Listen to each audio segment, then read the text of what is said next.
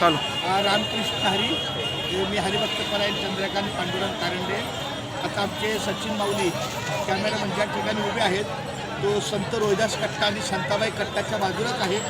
माझ्या डाव्या बाजूला संताबाई कट्टा आहे, त्याच्या डाव्या बाजूला आपली मुंबई ते पंढरपूर गाडी आहे आणि त्याच्या मागे संताबाईची गाडी असते ती आता पंढरपूरला 5-6 ठिकाणला गेलेली आहे. त्याच्या मागे रोहिदास कट्टा आहे आणि माझ्या उजव्या बाजूला हे सगळे मुंबई ते पंढरपूर पायी दिल्लीचे तंबू आणि माझ्या पूर्ण डाव्या बाजूला संत तुकाराम महाराजांचं पालखी तळ आहे. अशा या वारकऱ्यांचा मेळावा, सर्व वारकऱ्यांचा मेळावा, संत मेळा हा या वाखरीच्या ठिकाणी येतो. माऊलीची पालखी येते, तुकारामाची पालखी येते आणि दोन्ही पालख्या या अनेक संतांच्या म्हणून इथे मोठं एक विश्व तयार होतं.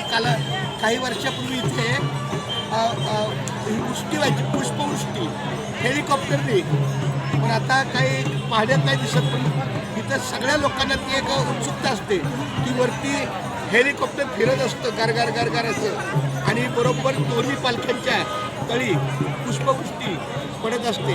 पण ठीक आहे, ती जरी आता नसली तरी पण शेवटी हा आनंद जो वारकऱ्यांचा आहे तो अतिशय सुंदर आहे, समाधानकारक आहे आणि सगळ्यांची ओढ आता चंद्रभागेच्या तरी लागलेली आहे. कधी ऐकतो आम्ही पंढरीचा वास, चंद्रभागे स्नान, करीती प्रदक्षिणा, झाले तर दर्शन विठोबाचे.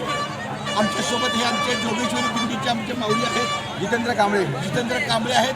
आत्ताच आपले सन्मान्य अध्यक्ष देवराम जाधव मला भेटून गेले.